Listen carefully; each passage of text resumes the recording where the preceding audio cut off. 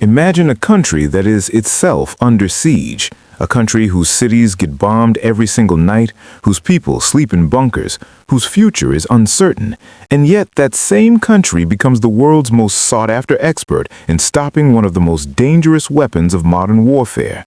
That country is Ukraine, and what it has done in the last few months has genuinely shocked the world, including the United States of America. Here is the full story. Back in August 2022, Iran began supplying Russia with Shahed drones, cheap one-way kamikaze UAVs programmed to crash into their targets and cause maximum destruction. And Russia immediately started using them against Ukrainian cities, power plants, hospitals, and civilian infrastructure, launching wave after wave of these deadly machines night after night. Ukraine had no choice but to fight back, and over the next 3 years, it faced over 60,000 of these Iranian-designed drones, forcing its engineers, military strategists, and pilots to develop one of the most battle-hardened, cost-effective drone defense systems the world has ever seen. Interceptor drones costing just $1,000 to $2,000 each, mobile fire teams mounted on pickup trucks coordinated through acoustic sensor networks, and electronic warfare systems that could take down an entire swarm at a fraction of the cost of a traditional missile.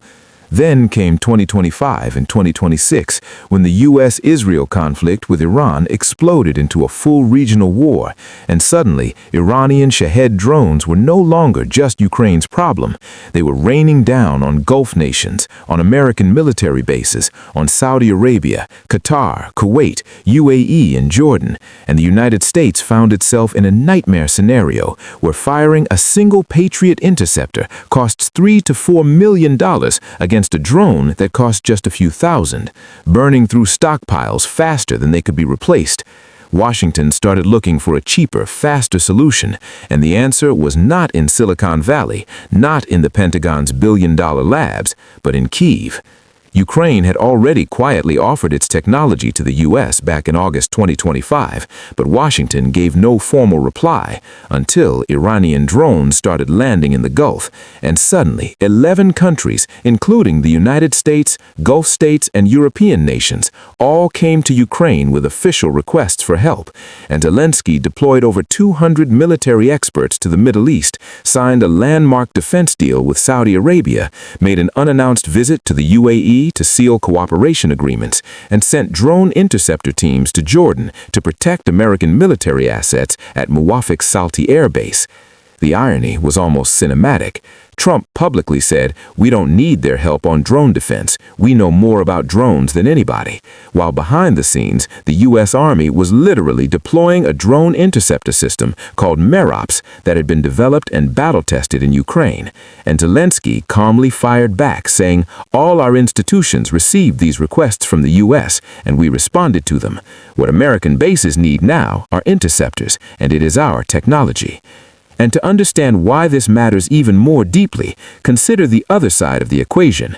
Russia was not just using Iranian drones, it was actively upgrading them, improving their evasion capabilities, adding Russian components, and transferring that evolved technology back to Iran, meaning the drones being fired at Gulf countries and American bases were essentially Russian-Iranian co-productions, a direct military alliance against the West, operating through proxy technology.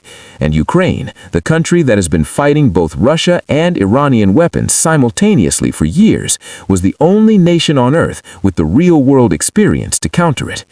On February 2, 2026, Ukraine officially designated Iran's Islamic Revolutionary Guard Corps as a terrorist organization, a bold, historic move that drew a clear line in the sand and told the world exactly where Ukraine stands.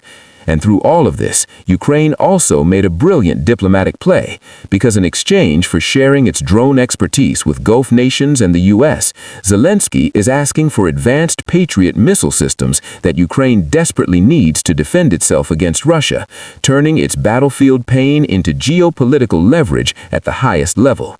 Ukraine's defense industry, which was valued at just $1 billion in 2022, is now projected to hit $50 to $55 billion in 2026, making it one of the fastest-growing military-industrial powers on Earth, born entirely out of necessity and survival.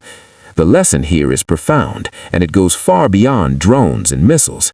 The country that was supposed to fall in 72 hours, the country that the world pitied, the country that Iran helped destroy through Russia, that same country is now the one teaching the world how to survive Iran's terror, signing deals with Arab monarchies, deploying its soldiers to protect American bases, and proving that when you are forced to fight for your life every single day, you either break or you become the best in the world at what you do. And Ukraine chose to become the best, and even America, whether it admits it publicly or not, already knows that.